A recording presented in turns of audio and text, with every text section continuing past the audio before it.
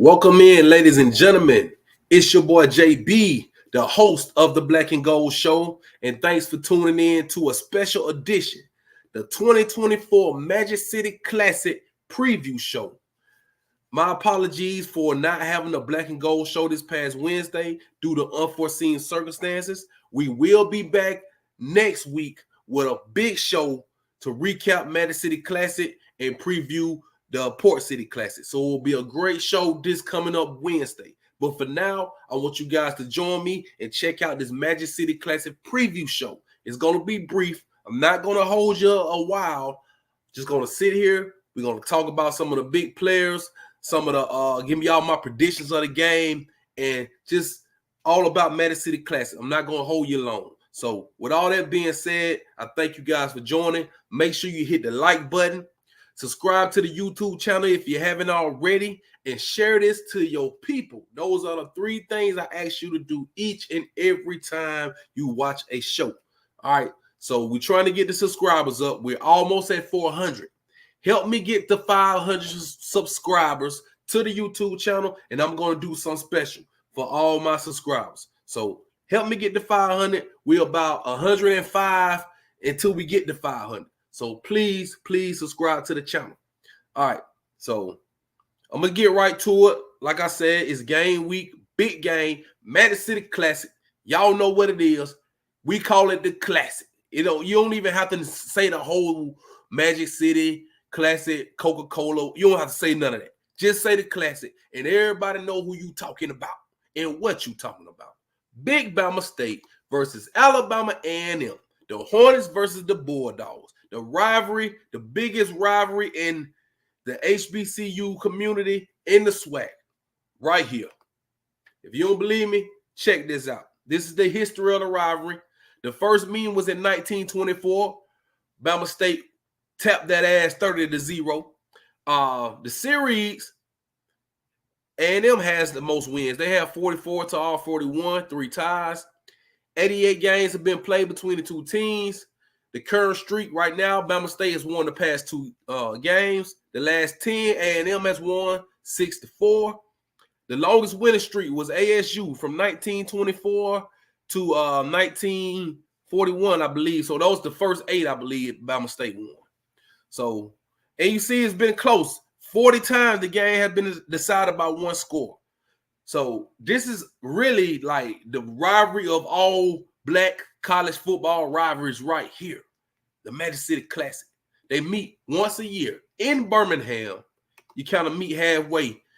Huntsville and the Gump meet right down in Birmingham. That's where we get down. All the alumni come, all the fans. It's the black folks Super Bowl, what we used to call it. As a kid, I used to love going to the Classic. Not a little kid, but as a teenager, growing into my adulthood, probably from 16 on up, I went to the Classic about 15 years in a row. And it turned me out. I ain't gonna lie. Going to that Classic probably back in 03, 04, turned me out. In a good way, though. In a good way. Now, it does get a little rowdy, but you got to know who to hang around. You got to know, you got to be familiar with the area. So if you're coming from out of town, just be careful. Birmingham, the police department, the city, the Mayor Woodfin, he already said it's going to be a safe place. So just get there early and prepare for 200,000 people to be involved in this. 200,000 people. So it's going to be a big weekend. Big weekend coming up. Here's your ambassador. You know who that is.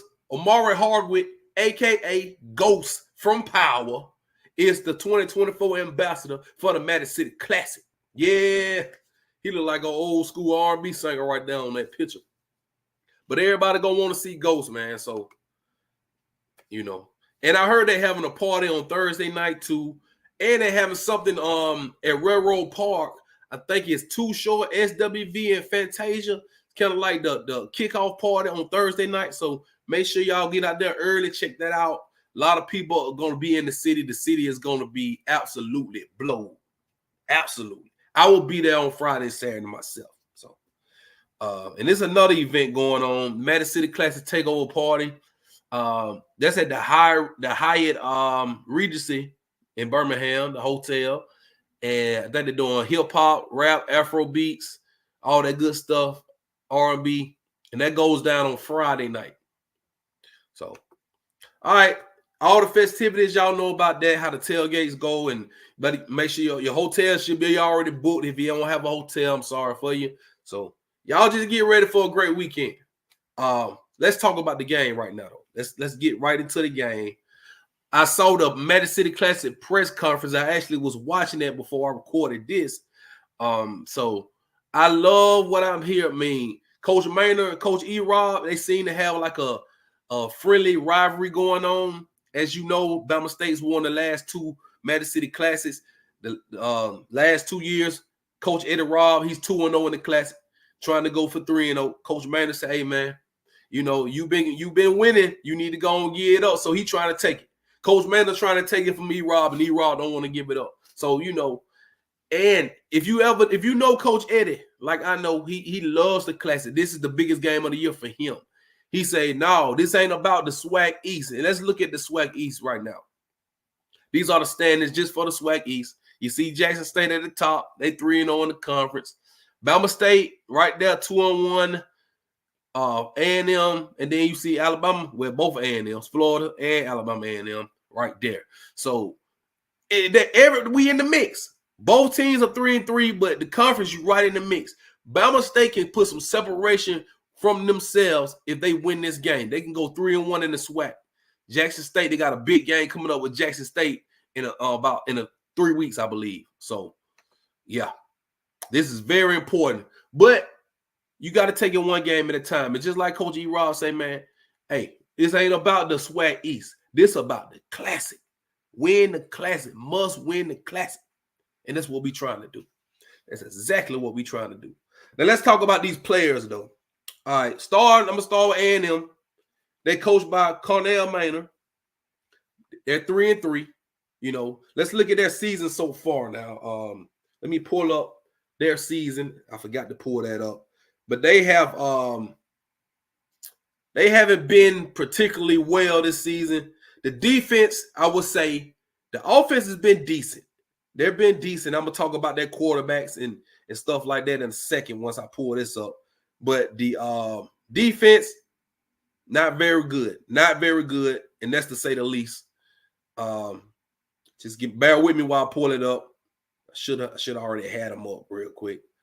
But let's definitely talk about their road to the Classic right now. All right, so A&M is 3-3, as you saw on the thing. So they lost to Auburn. The first game they got shellacked by Auburn, 73-3, which everybody expected.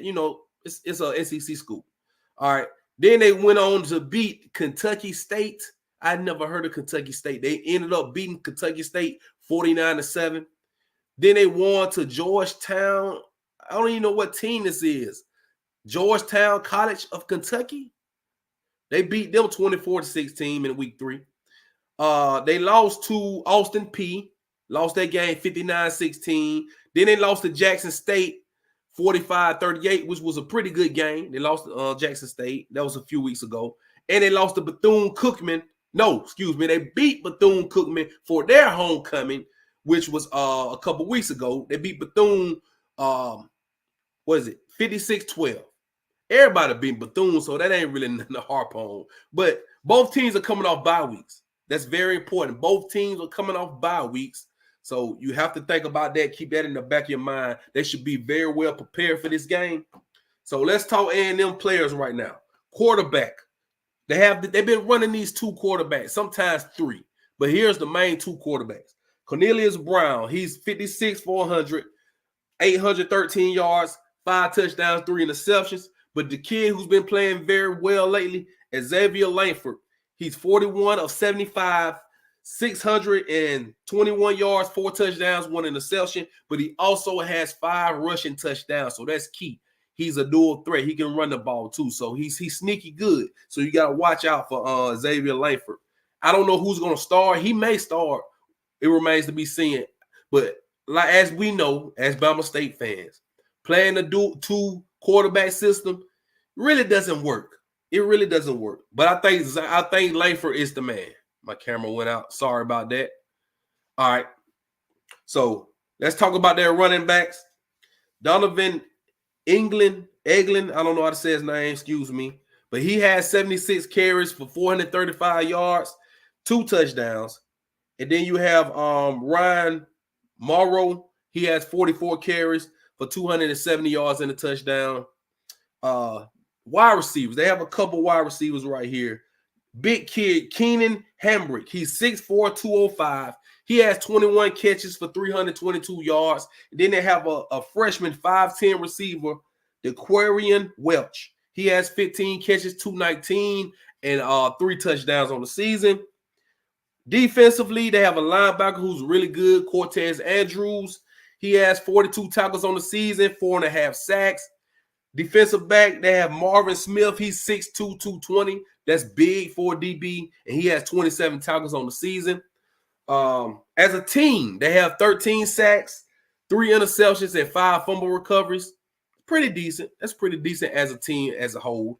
But let's talk Big Bama State right now. Let's talk Big Bama State. Coached by Eddie Robb Jr.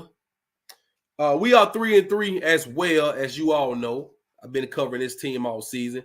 Let's look at how we got here. Let's look at our schedule so far and the games that we won and lost. So, man, this season has been so, man, as always, like last year, like it's games that we had that let me stop getting emotional because I feel like we should be better than 3-3, but I also feel good about it because we are on the 5th quarterback. So, you know, it's kind of like you look at the glass half full and half empty. So we lost the first game. Everybody saw the Orange Blossom Classic, 31-24. We lost that game. Lost Andrew Body in the process. Second game, we bounced back, beat Miles 24-3. That was the revenge game from Miles beating us the year before. Lost a close game to Sanford that we could have won in Birmingham. That was 12-7. Offense did not show up that day. Came back, beat Bethune-Cookman down there in Daytona, 26-21. Then at home for homecoming, we lost to FAMU 28-13. Then we came back home and beat Mississippi Valley State 2 weeks ago, 54-17. And during that game, it was a breakout party for this particular guy right here. And I'm going to show you. Kareem Key. I call him QB5. He is the 5th quarterback to start for the team this year, or the 5th quarterback to play. And this was his game 2 weeks ago against Mississippi Valley State. His first career start, 14 for 21, 4 touchdowns, 326 yards with a 66.7% passer rate. Percentage completion rate. So that was an awesome game. Let's talk about Kareem Key real quick. He's a walk-on. And I don't know. I wonder what his mindset is. He got that first start. He was hot, red hot in that game. It's been a whole week, going on 2 weeks. Now, we almost here at game time. I wonder what is his thought process. What has been the game plan leading up to this? We're going to see. It's going to be all eyes on Kareem Key this Saturday. Now, he's a freshman from Adamsville, Alabama, 5'10". And you just saw in the graphic what he did 2 weeks ago in his first start. But I want him. And I know Coach Eddie Robb, and I know we like to run the ball. So I think we should lean on the run game. These two guys in particular, running back, Jamari Holtzclaw. He's a freshman. He's 5'9", about $175, but he runs with power and force.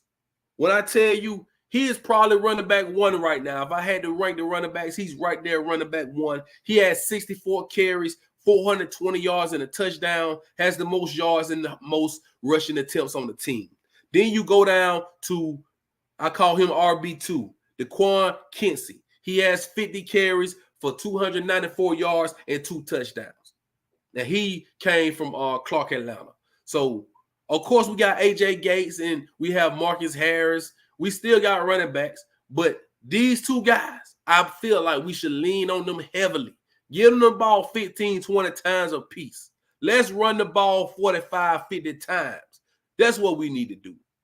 But those are the running backs, and this is a strength of the game, the strength of the team. Now, if we can pass the ball as well as we saw what Kareem Key is capable of doing, if we can do that and get the ball to these playmaking receivers right here, Asia Greg, he has 5 catches on the season, 140 yards and a touchdown, but that's like 28 yards of reception. That's big play, Asia Greg. Speaking of big play, Robert McMinn, y'all may know him, number 87, as the kickoff and the punt returner. They can run a punt back, run a kickoff back. He has 2 catches for 122 yards, 2 touchdowns. 2 touchdowns. That's 61 yards of reception. And he did that last week. I mean, not last week, but the last game. So he is coming in and being a difference maker, explosive player. Let's see what he does this Saturday at the Magic City Classic. And my favorite guy, Ajah Harrell. He has 8 catches for 85 yards and a touchdown. Also has a rushing touchdown that he had at Bethune-Cookman game. I want to see Ajah Harrell get the ball more. Give him the ball in space. Let him do his thing. He was the Florida High School Player of the Year. Let's not forget that. Let Ajah Harrell eat. You know what I'm saying? So our offense is very capable of getting the job done, putting up 30 and 40 points. But what we have to do, it depends on the quarterback. We got to ride with Kareem Key. But don't forget, the strength of the team is the running game. Don't forget that. Now let's talk about our defense. This is the strength of, the strength of the offense is the running game. The strength of the team is this defense right here. And the lead man of the defense, defensive lineman, Traquan Thomas. He has 34 tackles, 6.5 sacks, and 4 forced fumbles. This guy's special, man. Like I always say, he will be playing on Sundays. Shouts out to the boy. He was on the podcast a few weeks ago. Make sure y'all go check that out. I think it was episode 8. I had Traquan Thomas on. Episode 9, I had DeMarcus Cunningham on the show last week. And he is the key to the linebacker position. So DeMarcus has 50 tackles on the season, a half a sack, and a fumble recovery. And Rico Dozier, his partner in crime, Agent Zero, has 47 tackles, 2 sacks, and a forced fumble on the season. Those two right there, like I always say, that linebacker room is special. And those two guys, Rico Dozier, DeMarcus Cunningham, the 2 best linebackers in the SWAC, the best tandem, so to speak, in the SWAC. But Traquan Thomas, man, that boy is a beast. Now, let's talk about the DBs on the team. Now, I have a 2-headed monster in the secondary that I want to talk about. James Burgess. I know y'all heard his name a lot. He will be playing on Sundays as well. He has 26 tackles, 3 interceptions on the season, and 3 pass defenses. You want to call them PDs? Pass defenses. And he has a forced fumble on the season. And his partner in crime, last year's defensive MVP, Birmingham's own Amon Scarborough. He had 27 tackles on the season, 2 interceptions, and 3 PDs. Now, he's special. That kid's special. James Burgess is special. It's more guys on that. Caleb Alford, I can mention more guys, all right?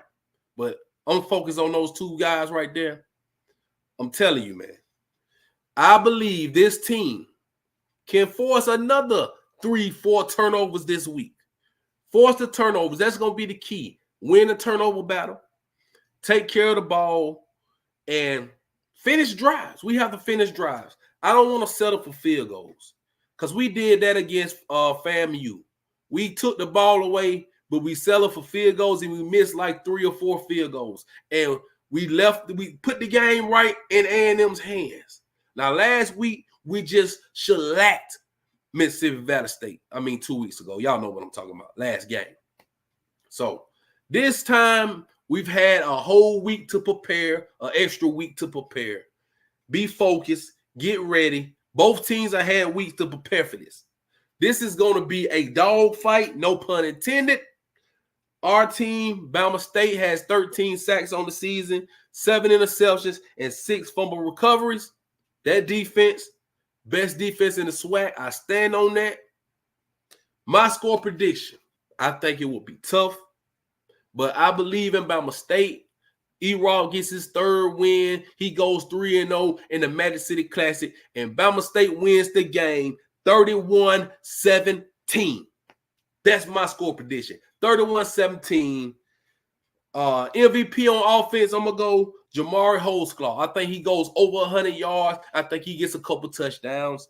And on defense, I'm going to pick I'm going to go with the hometown kid from Bessemer, DeMarcus Cunningham. I think he gets him a interception or a fumble recovery. I think he does the job and he gets the job done, and he leads his defense to multiple turnovers and a victory on Saturday at the Classic. All right. That's all I got for y'all, man. So with all that being said, make sure you like this video. Make sure you subscribe to the YouTube channel, Sports Talking with JB, and share this to your people. That's all I ask of you guys. Thank you so much for all the love and support. It's your boy JB. I will see y'all this Saturday in Birmingham, Legion Field, for the 83rd annual Magic City Classic. Holla at your boy. I'm out of here. Catch me on Wednesday night for the Black